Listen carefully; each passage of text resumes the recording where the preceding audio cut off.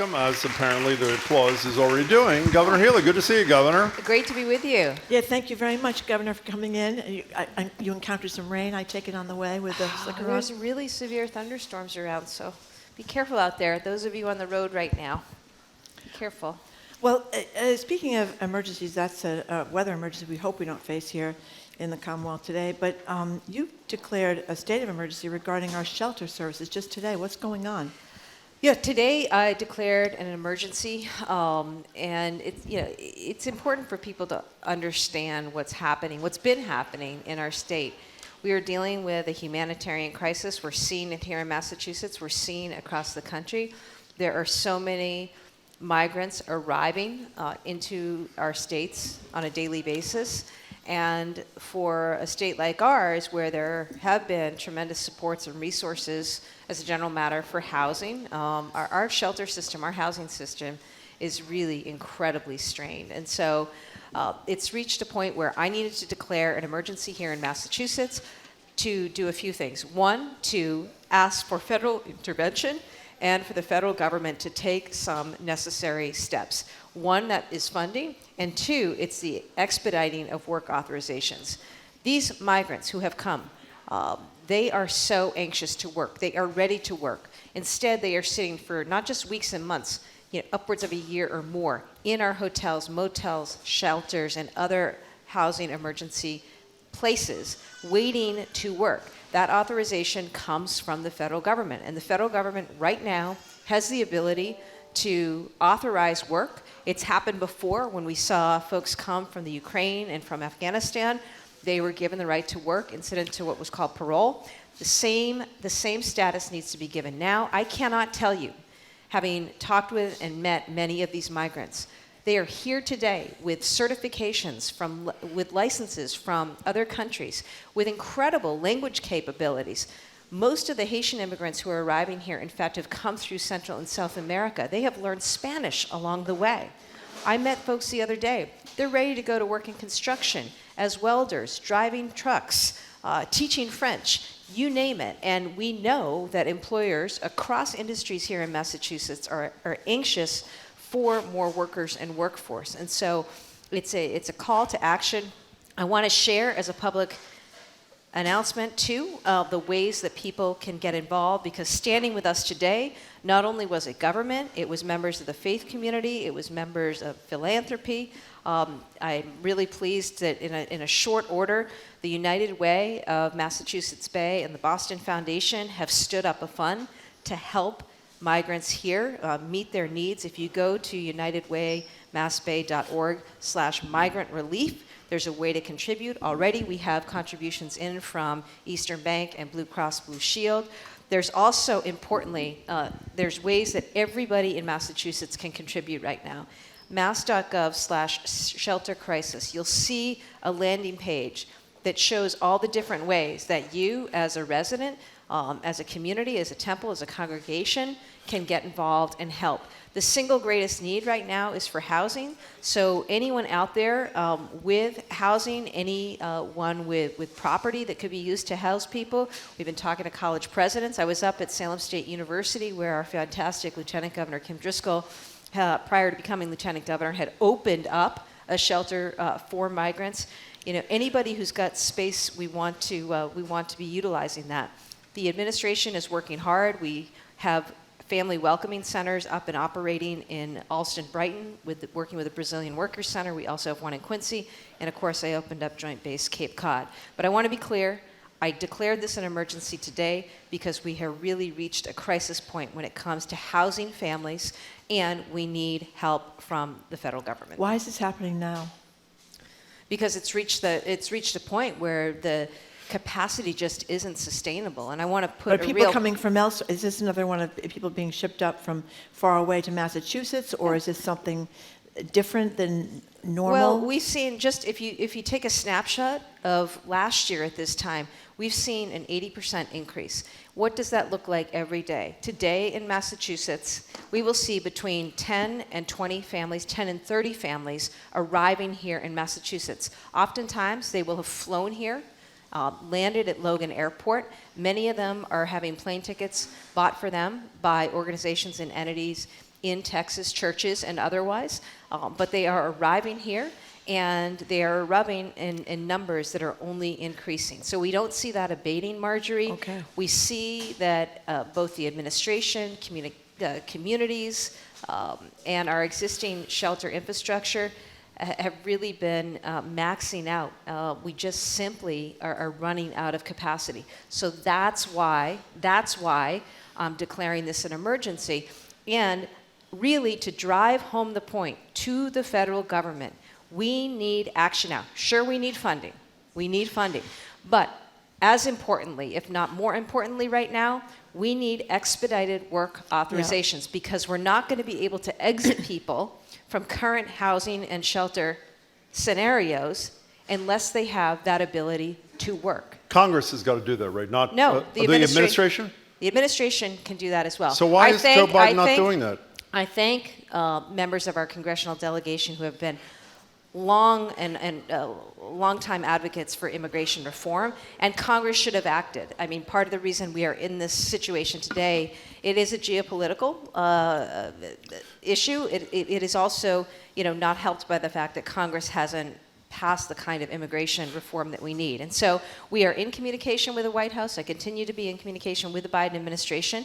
And today we're just outlining and making clear what the state of affairs here is in Massachusetts, that we have reached a crisis point, and by taking these steps, the federal government can help us relieve the strain and the pressure. And by the way, that will be good for Massachusetts. As I say, we have a workforce shortage here right now, and we have groups of people who are not only resilient. You think about the journey.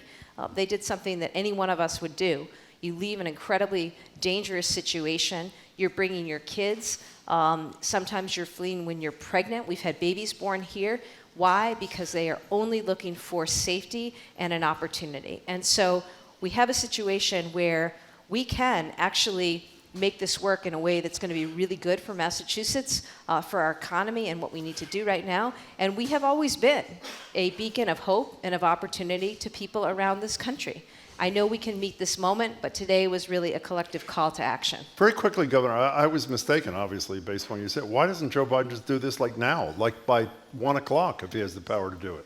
Well, these are hard and complicated things, these programs and the way that authorizations work. But part of what we're trying to do is to make the point that this can happen and it needs to happen, and we're going to continue to stay in touch with them. You on mentioned this. construction and welders and truck drivers. Think and all about our kinds of stuff, hospitals but the caring right now. professions, Healthcare, right? human services are desperate. Are desperate, and so that's why, Marjorie, we have this opportunity in this state. If we can just convene people of goodwill to come around and work together on this. It is also the case we need help from the federal administration. But right now, today, if you go to mass.gov/shelter crisis, there's ways to help. We heard this morning from Reverend Katie Cole. She is at a congregation in Natick. And in June, they got together and they decided that they were going to begin to take in families. And it's just an example of what's happening. We heard from Dr. Gabot, who runs IFSI, which is our major Haitian service provider here in Greater Boston. And every day they are training people, they are helping them apply for asylum or for work authorizations that, yes, need to be expedited. Also, important for people to know, every day migrants are taking English classes. But we also need help with ESL teachers. We need help from those who can provide childcare, who can drive migrants to appointments, who can, and not just migrants, but families here in Massachusetts, because it's also the case, and it's something that our administration is working on. I appointed the first ever Secretary of Housing. Our budget includes substantial investments that both I proposed and the House and Senate have proposed for housing.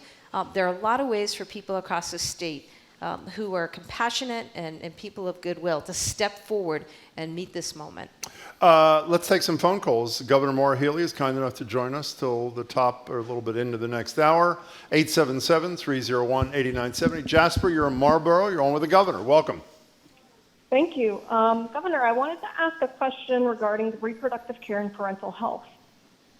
I'm noticing that a lot is happening in Massachusetts and across the country. I have seen research about America's crisis in maternity care, and unfortunately, Massachusetts as well can do better in regards to health equity. For example, the closures of maternities and birthing centers will make care more inaccessible to underserved communities. Also, as a part of my college studies, I have read many journals on the struggles of seahorse parents, who are also known as birthing parents. Many experience discrimination in the healthcare system. Is there any plans to pass legislation to improve parental health rates, including legislation to provide more equitable care to trans and gender expansive parents-to-be? Thanks for your question, Jasper, and for calling in. I'll say a couple of things. We have seen notices by various hospitals across the state, closure of maternity wards, and I know that is deeply concerning for communities. Our Secretary of Health and Human Services and the team will work through those issues, making sure that people have access to health care generally, and certainly maternal care around the state is something that has always been a priority for me. I also am mindful of some of the disparities that we're seeing when it comes to maternal health and the outcomes. And in fact, later today, I have a meeting with a group of advocates to discuss our administration's ongoing work to address real health disparities that persist, particularly across racial and ethnic lines when it comes to maternal health and other realms. And then in terms of equity, Jasper, and I appreciate your questions raised about parents, and I want to say that this is an administration that always centers equity at everything that we do, and look forward to more conversations with advocates about how best we can serve the most people in the most equitable way. Thank you, Jasper, for your phone call. The number is 877-301-8970. Governor Healey, we just talked with Harvey Silverglate. We talked with listeners earlier on about the Trump indictments by Jack Smith involving interference with the election, trying to put fake electors in, trying to pressure state legislators to overturn people's votes. Do you think the former president has committed federal crimes?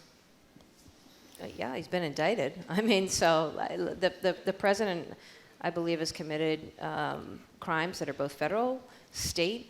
He's already the subject of multiple indictments, and I trust the work of the prosecutors in multiple jurisdictions. That's another point.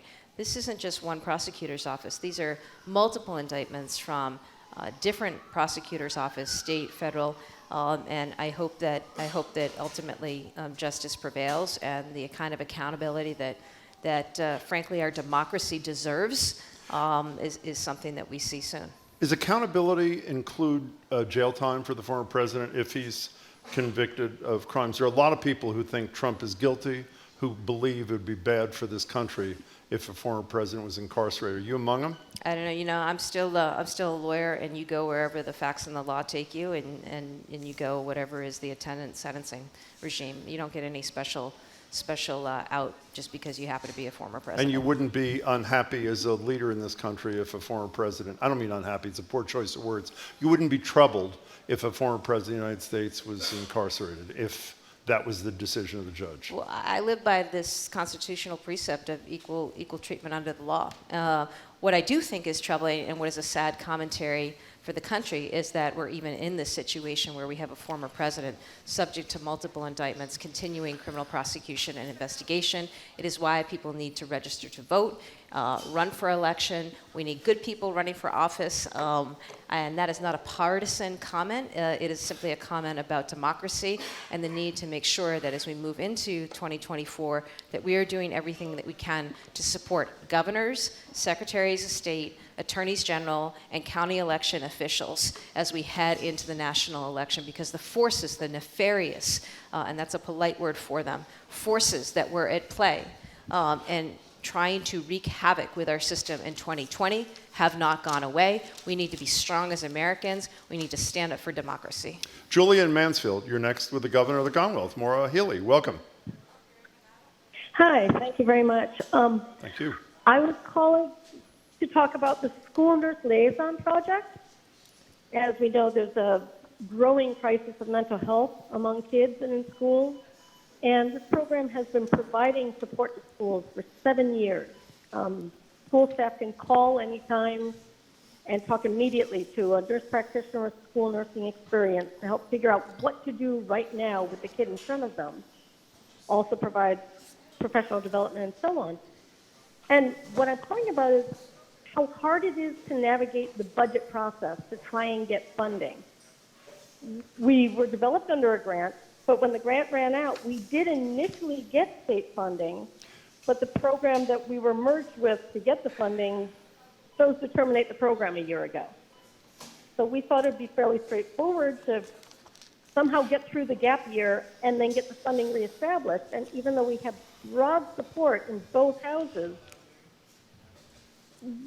we did not get funded, while another amendment that was Hey, Julie, if I may 3 times more interrupt money you, to develop a program did. is there a specific question you'd like the governor to address, Julie, please?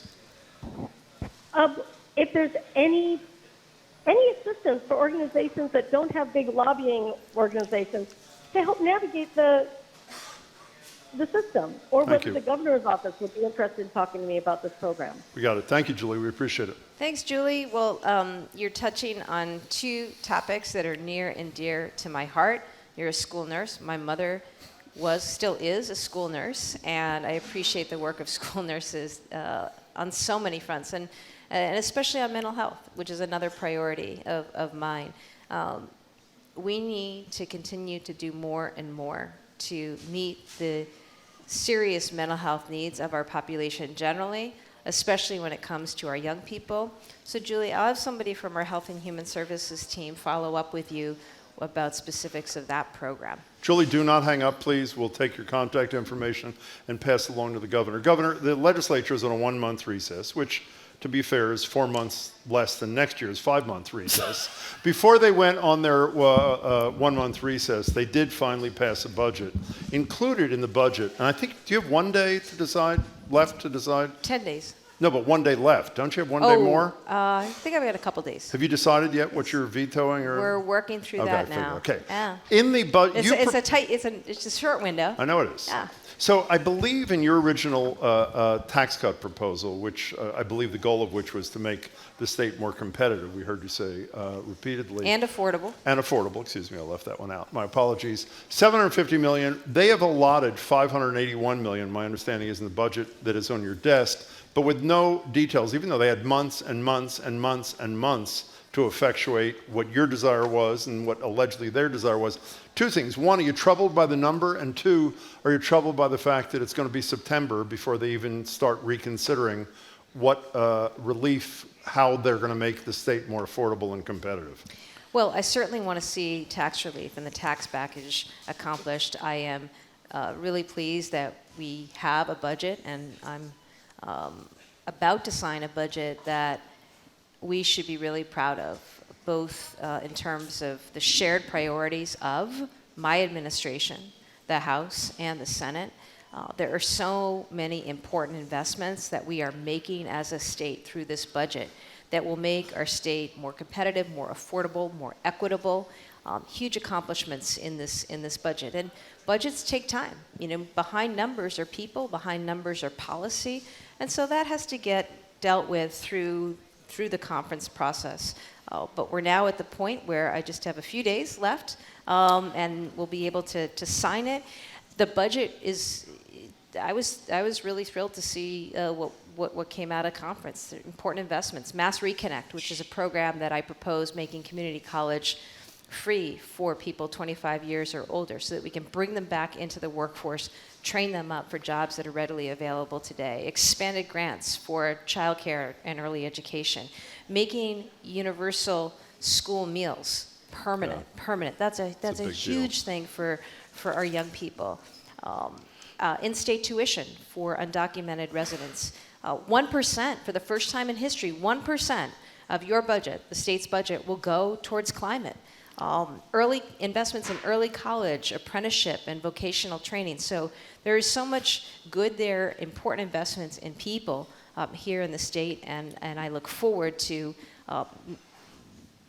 that being finalized, and then we'll be on to the tax package. You're okay with the slow march to the tax package then?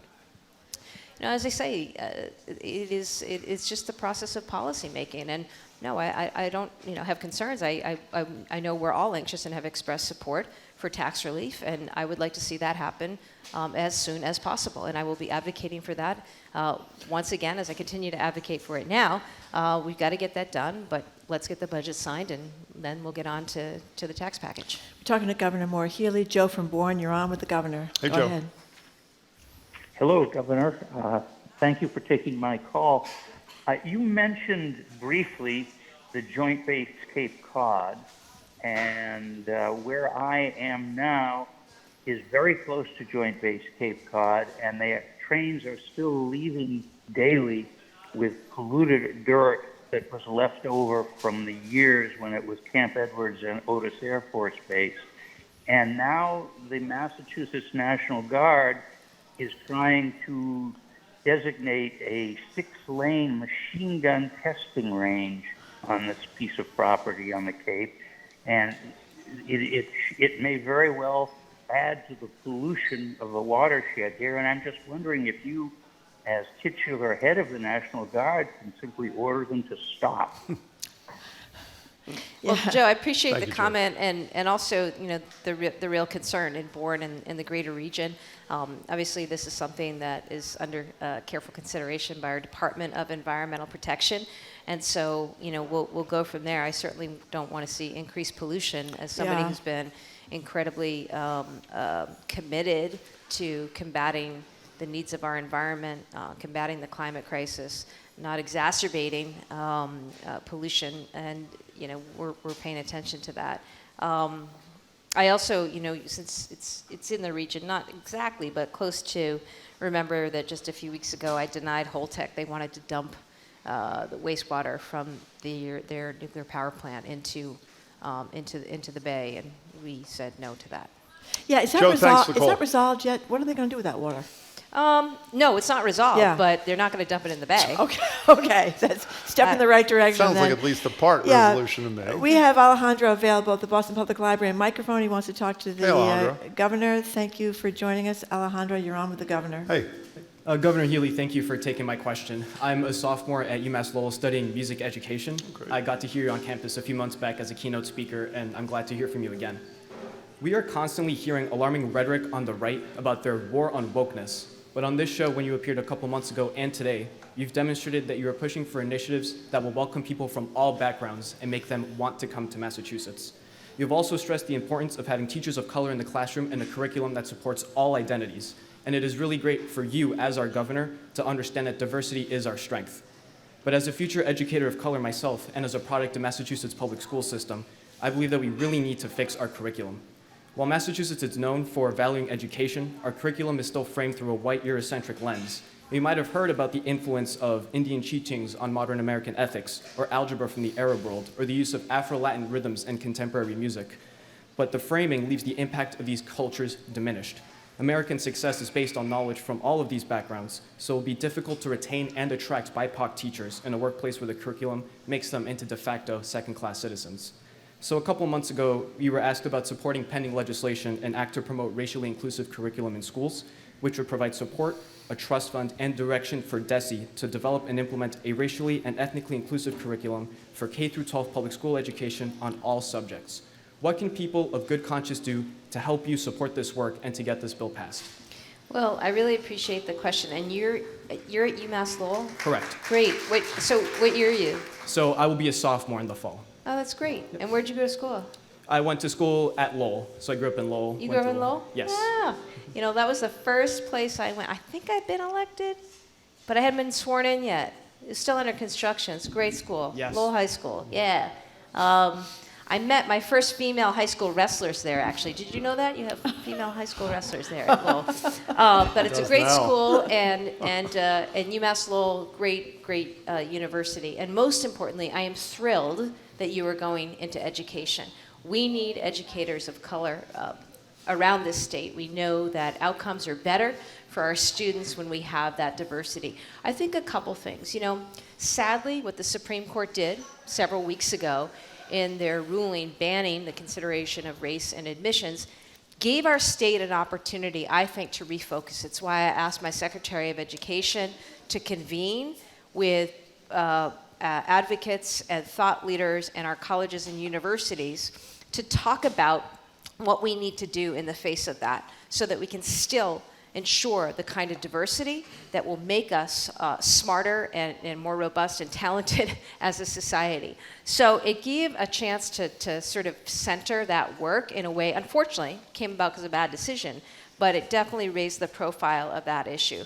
I have been talking with our Secretary of Education and folks at DESE on ways we can support directly at the local level the efforts that you speak of that are part of that important legislation.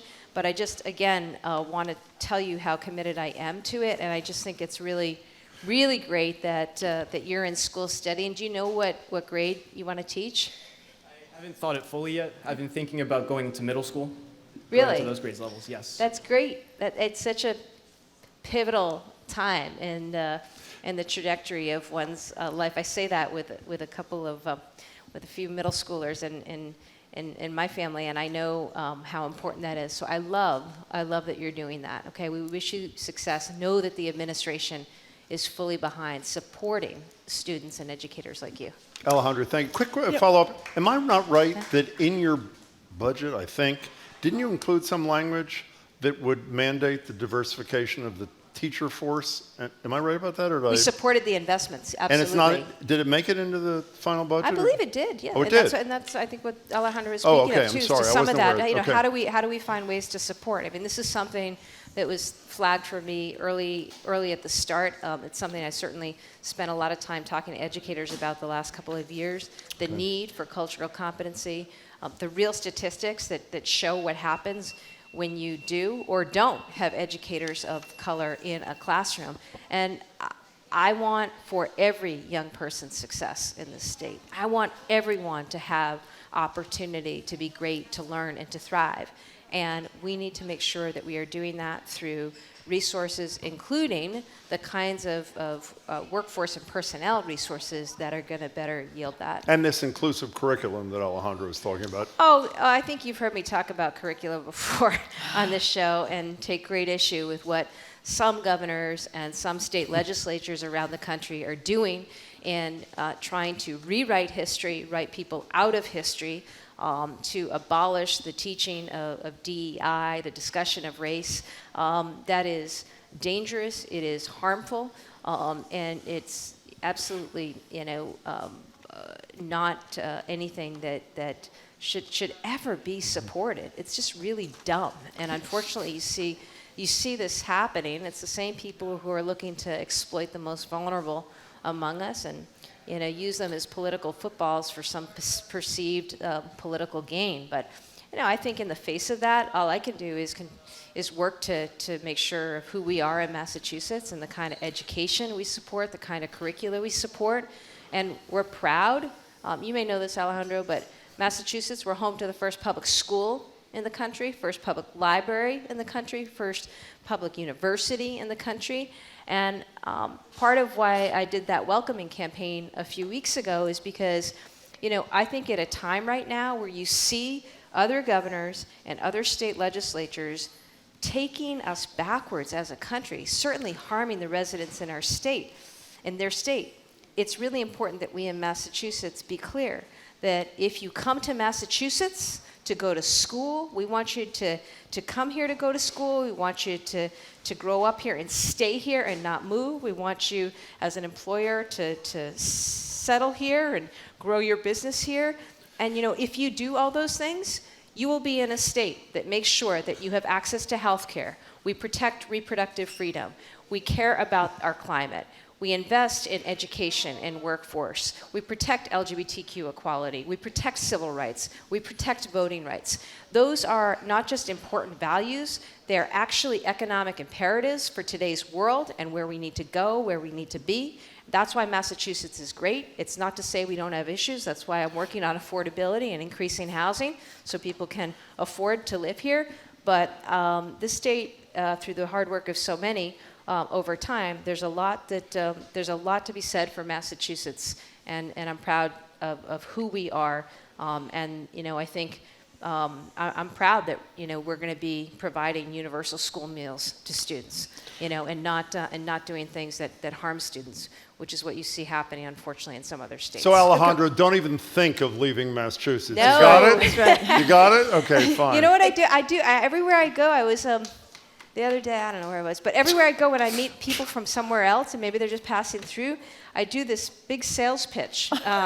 And I don't know. I got somebody the other day, not too far from here. She said she'd think about it. She's thinking about it. There you go. She lives in New York, in the city, and she's like, I think this is great. Yeah, maybe it's my daughter. She's moving back from New York to Massachusetts. just We're in the trying to end of the get month. people to stay in Cambridge, Governor. Yeah. Do you want to join that campaign, or maybe not? You know, Okay. Shay. Governor Healey, one quick question before the break. Speaking of education, as you know, there are a bunch of Mass Teachers Unions, a bunch of parents, kids who are up at the State House on Wednesday, pushing for something called the Thrive Act, which would allow the controversial MCAS test to continue measuring students' achievement in English and math and other subjects, but they want to end it as a graduation requirement. I know you've said you want to make sure the test is equitable and measuring what needs to be measured, but do you think it should end as a graduation requirement as it is now in Massachusetts?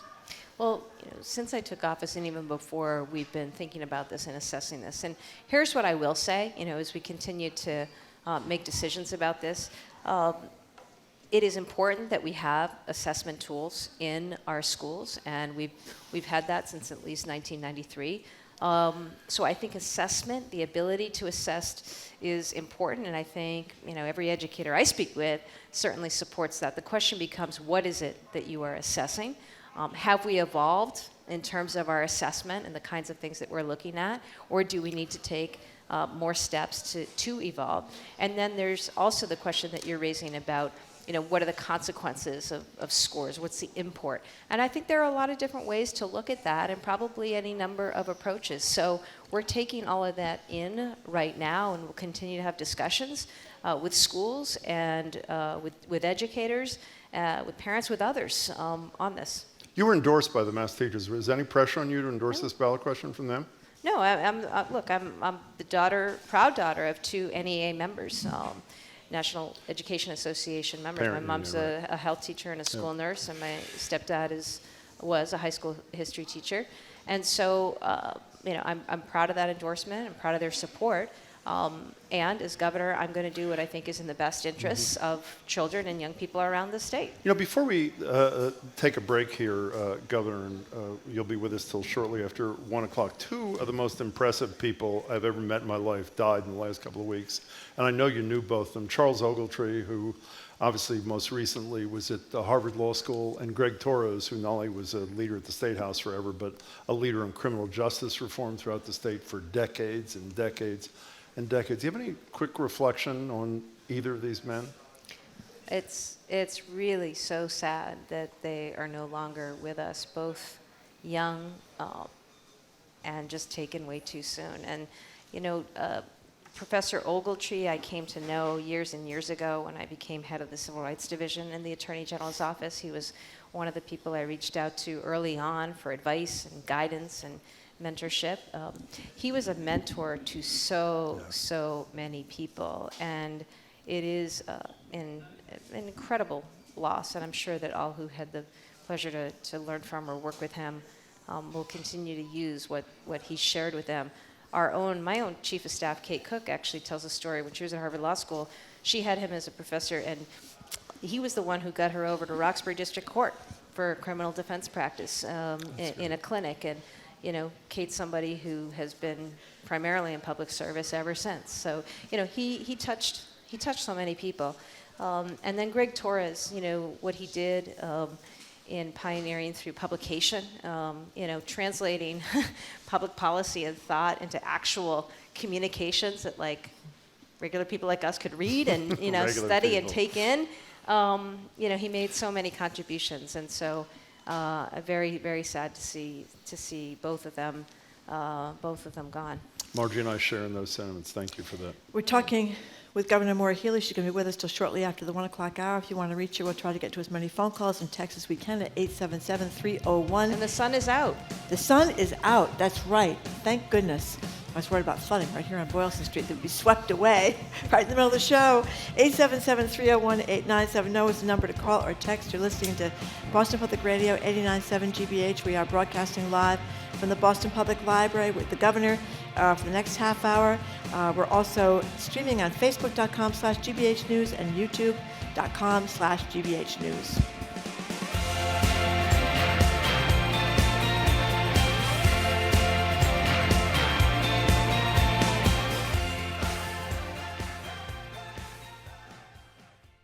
Excessive heat can be dangerous, especially for people who are older or have certain chronic illnesses or who work outside. Heat is the leading cause of death from natural hazards in the United States, and it is set to be an increasing problem. One program is trying to address this by emailing heat alerts to doctors and nurses so they can advise their most vulnerable patients.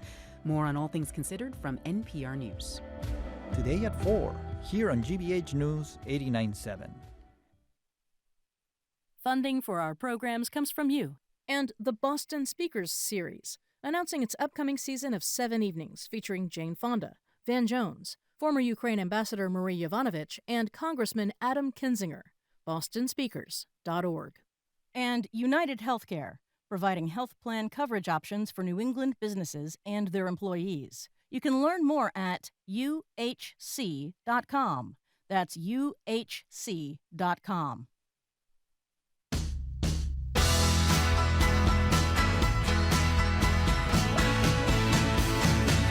Welcome back to Boston Public Radio. Jim Browdy, Marge Regan. We're live at the library, streaming at facebook.com/GBH News, youtube.com/GBH News. Next week, the mayor is here. Tuesday, that's right, for Ask the Mayor, obviously. Friday, Andrea Campbell is here for Ask the Attorney General. Right now, we're talking to Governor Maura Healey, who will be with us till right after 1 o'clock. You can reach her. Lines are full as always, but you can text her or come to the mic here at the studio at the library at 877-301-8970.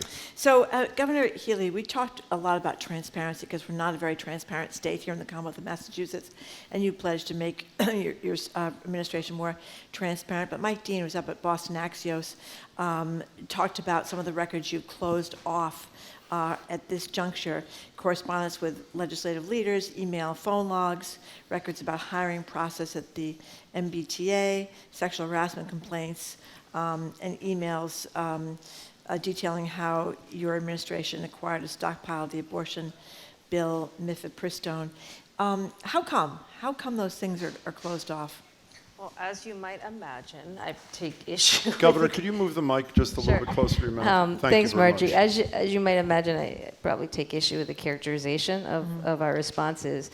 Look, I said that at the outset that I was going to do everything that I could as governor to be as transparent with the public as possible. And that included not just doing what is under law, my right, which is to, right now the law doesn't apply to me in terms of public records.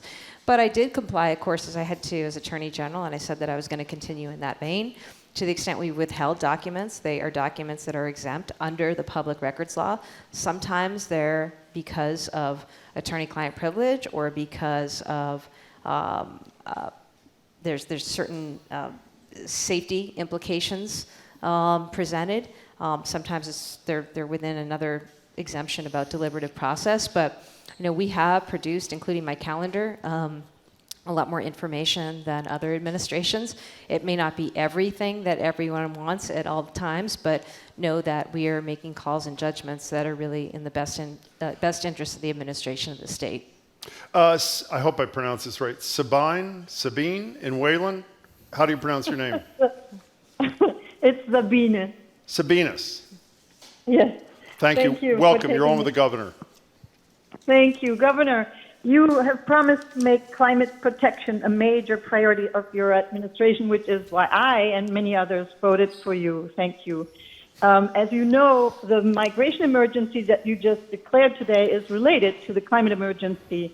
And I just shoveled water for 2 hours out of my garage after spending thousands of dollars to decarbonize my home like many others. But are you aware that building out the Hanscom airfield for luxury private jets, as proposed by the developers, would potentially negate all progress Massachusetts has made on decarbonization? I mean, the private jet emissions at Hanscom alone would cancel 70% of the climate benefits from all the solar PV ever installed in Massachusetts. Are you aware of that? Thanks for the Sabina, question. thank you so much for your call. I am aware of that, and as you may be aware, this is now the subject of review by our Department of Environmental Protection, and we're certainly taking in comments from the public and having hearings on that, on what may happen, or what is to happen next, I should say, at Hanscom. And I'm so glad that you raised the comment up about climate. As I say, Sabina, this is something that's been absolutely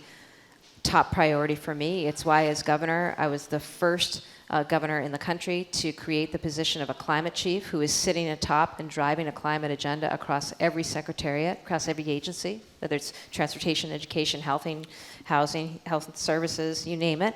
Number two, I called for and got 1% of our budget, first time ever, to go towards climate. It's why we are working really hard to meet the moment. Our Chapter 90, which is a bill I signed last week that provides funding for infrastructure, for bridges and roads. That we're in a moment of necessary resiliency in building out whether it's housing or building out infrastructure that is sustainable, that is resilient to address what are the very real climate issues that are before us is so important. It's why 4 weeks ago now, the Lieutenant Governor and I were spending a lot of time in central and western Massachusetts with our farmers, New England farmers, absolutely devastated by catastrophic rain and flooding, the likes of which we really haven't seen before. And it's also why I just remind people we have a farm resiliency fund that we set up. We are asking people for donations. You can go to United Way, Central Mass, and make a donation to our farmers who lost everything, lost this year's crops, and due to the overflow of rivers and potential contaminants in those rivers that have now found their way to rest on beds in fields, their next year's crops are at risk. And so I certainly appreciate, Sabina, your comments. And when it comes to the geopolitical issues and some of the global migration that we are seeing, and it is global, how sad it is to get up and read about migrants, dying off the coast of Italy. Climate is driving so much of that migration. So we're all in this together. It's a top priority for me, and I appreciate your care for it. Governor, you just mentioned a United Way fund in Central Mass for the farmers and other people involved in agriculture who suffered devastating losses. Earlier, you mentioned a fund also through the United Way out here for migrants and others who have shelter and other needs. Well, I think that's wonderful. Is that because what you hope will be funded by that private giving is inappropriate for the state to be doing, or why isn't the state doing what you're urging? They are. So let me just, it's not an either or, it's a both and I'm grateful to the legislature. In the wake of that flooding, I asked for funding for these farmers. I asked for that along with the legislators of those districts, and both the House and the Senate came through, and I signed a week or two ago a supplemental budget, $20 million to help fund the farmers across Massachusetts right now who desperately need this help, for whom, by the way, federal help is not going to be available. The kind of farms that we have here are not the big ag farms that qualify for that kind of relief. And we'll continue to pursue disaster relief, but it's why I am grateful to the legislature for responding to the needs of our farmers. It's why, as an administration, we have been there on the ground and will continue to be. And now we have $20 million to distribute to farmers. Also, I thought it was important. I mean, the LG and I thought it was really important that we set up a farm resiliency fund, because this time it was farmers in western and central Massachusetts. Tomorrow it could be farmers in the South Coast or our cranberry growers, because the climate is affecting farms across New England. So that's that fund. And again, announcing the fund that we're announcing today for migrant families and assistance there. That's not the only funding source. I mean, there is ongoing state funding being provided, unprecedented state funding, upwards of $45 million a month right now in state funding that is going, $45 million a month that is going, appropriated by the legislature to support our shelter system that is exceeding capacity. That's why I said it's a private call to the people of Massachusetts, and also an emergency declaration so that we can hopefully get federal funding to assist us in our efforts. Governor Rama from Marlborough is texting and basically asking, we have the auditor, Diana DeZoglia, with us tomorrow, and she desires to audit some parts of legislative activity. The legislature has responded saying you have no constitutional authority to do it. Ultimately, the Attorney General Andrea Campbell, has to decide whether she'll represent the auditor's office. You were the Attorney General not too long ago. who's on solid footing, the legislature or the auditor? Well, one thing I know is that Attorney General Campbell and her team will make a thoughtful and considered decision. She is the Attorney General, and I have every confidence in her decision making. So you're not telling me.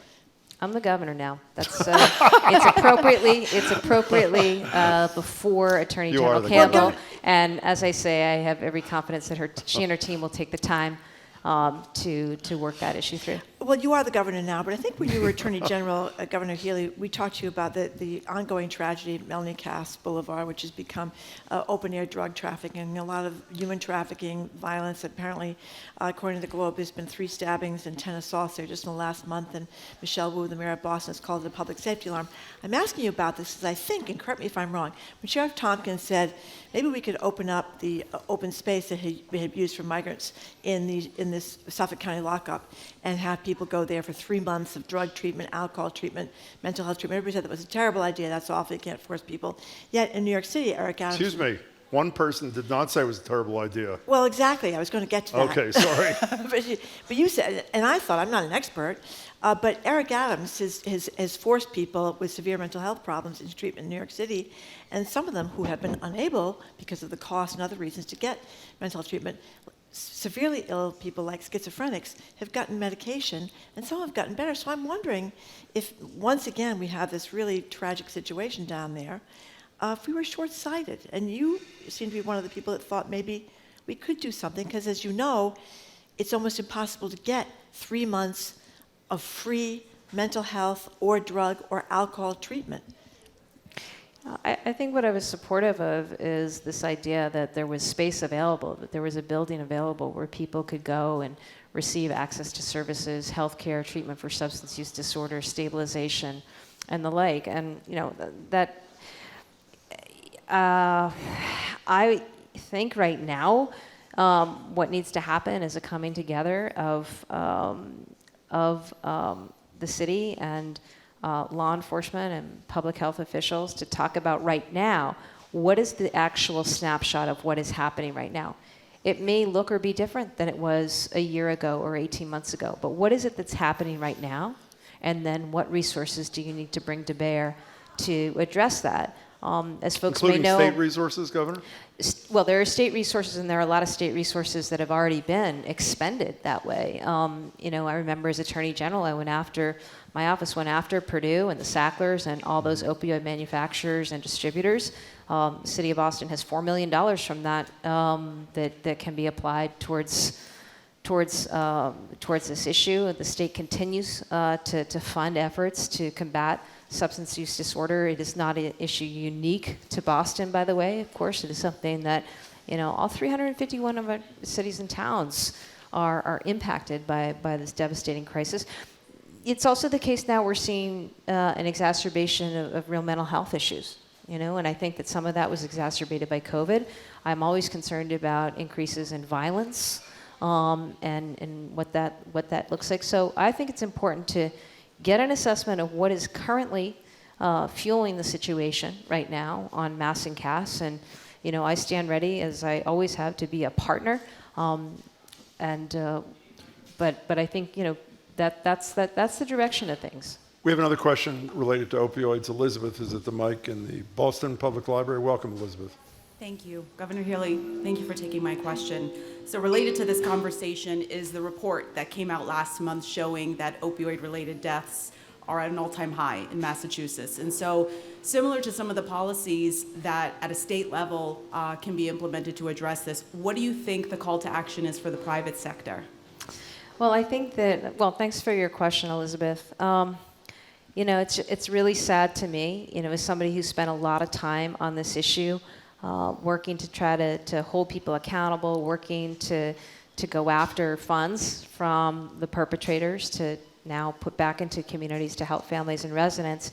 It's distressing, of course, to see that we continue to see overdoses and deaths in such numbers. I think, I appreciate you asking what the private sector can do, because a lot of times, and understandably, rightly so, it's what can the government do, right? But what can the private sector do?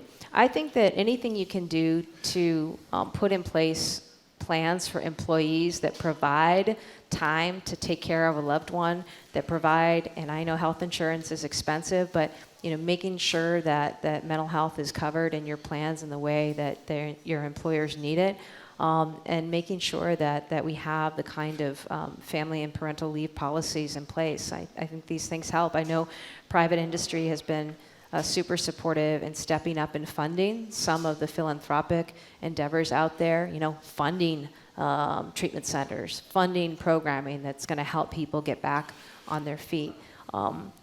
Funding mental health providers. I mean, we just don't have enough mental health providers or providers trained specifically in substance use disorder here in Massachusetts and around this country. So how do we incent and support more people going into those fields? What can we do to help them pay tuition, right? Or, to get through a training program? And I've long said that, if we could work together, industry, government, schools of public health, maybe there's a model where you don't need people trained up in a 4-year, 6-year program for some of this, right? It can be much shorter term. So what are the pathways to getting more people out there providing these services? Those are my thoughts, Elizabeth, but I really do appreciate the question. And I appreciate you, lifting up and shining a light on the fact this is still a killer out there. This is still something that is devastating so many families. And through my budget, you'll see, and the House and Senate as well, supporting investments in this issue.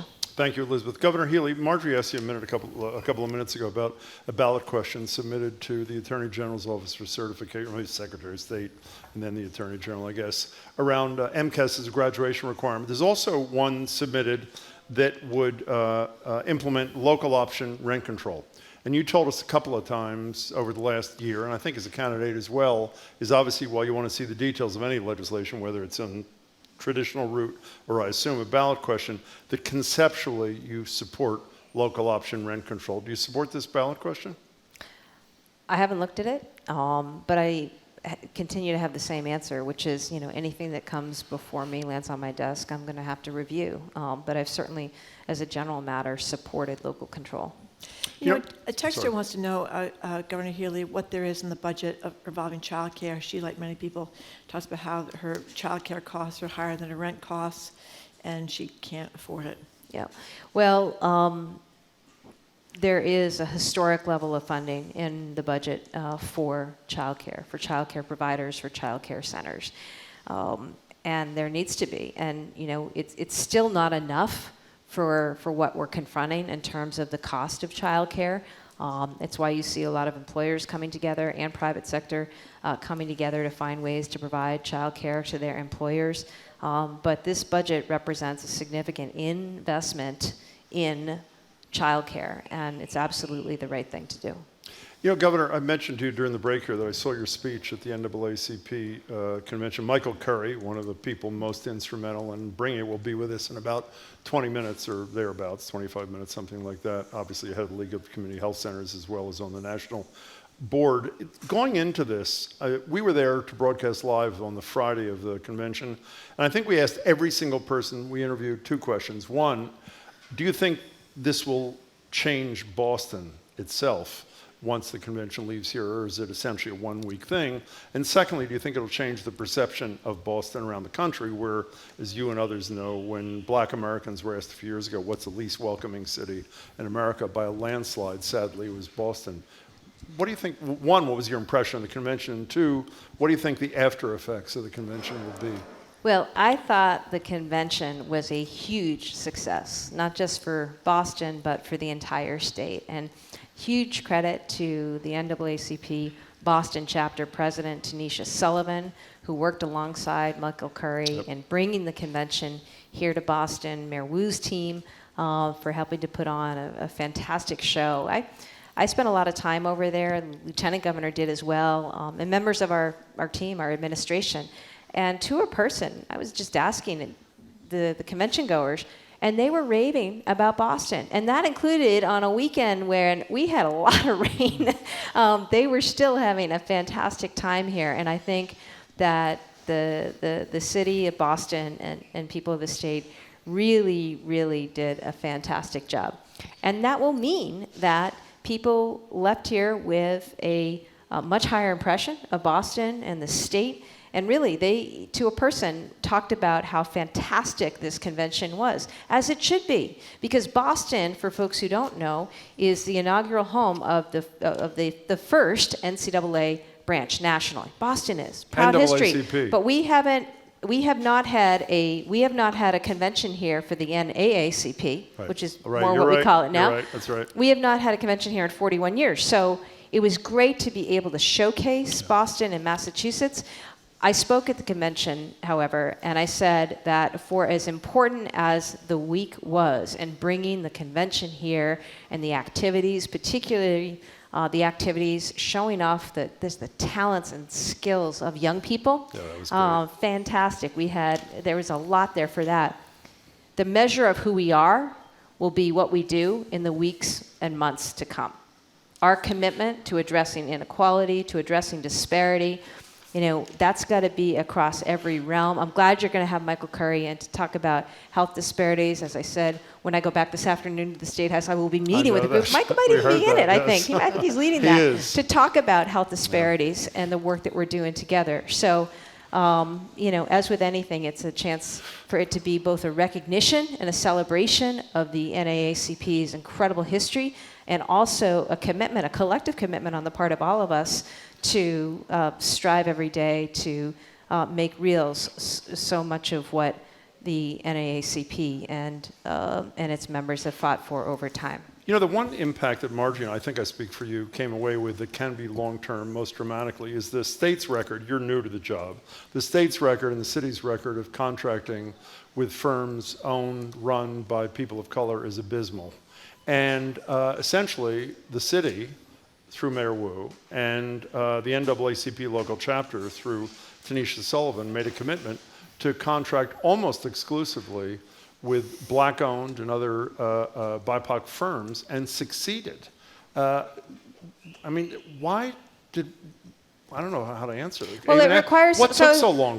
Here's I think what the only path to it. It's not going to happen just because you put out some policy. It's only going to happen if you act with intentionality. If you have somebody driving that every day. I am so proud that the Chief Secretary for the Commonwealth, the person in charge of all appointments to agencies, commissions, boards, is April English. She pioneered my DEI efforts in the AG's office, increased the diversity of our staff and lawyers. And, it's the same kind of focus she's bringing now to the administration. We have the most diverse cabinet in history. I also ordered an equity assessment across every single agency, not about who's working in the agency as much as who's getting the services. What are the outcomes, And unless you act with that intentionality, you're not going to get there. I also convened 2 councils, Latino Empowerment Council and a Black Empowerment Council. And they are out there. Tanisha is actually, along with Tony Richards, co-chairing my Black Empowerment Council, convening hearings around the state to report back to our administration in real concrete ways. Here are the disparities, here are the barriers, and working with us to address those. And certainly, it is about the dollar. It's always about the dollar. Where are you making investments? Where you make investments, where you spend money says something about your priorities and your values. And we have an opportunity to do that as a state. I'm really privileged to be in this position. I'm still the civil rights chief on somewhere in my core, and you can imagine that equity is going to be something that bleeds through the work that we do day in and day out, and we do it in partnership. We do it in partnership, just like the collective call today to address the needs of migrant families. This isn't up to any one governor or administration. This is a collective effort, and it's certainly the case when it comes to equity. Governor Healey, thank you very, very much for being here. Great We to see you, appreciate your Governor Healey. time. Great to see you Yeah. all. We Have hope a good you afternoon. get to take a little time off.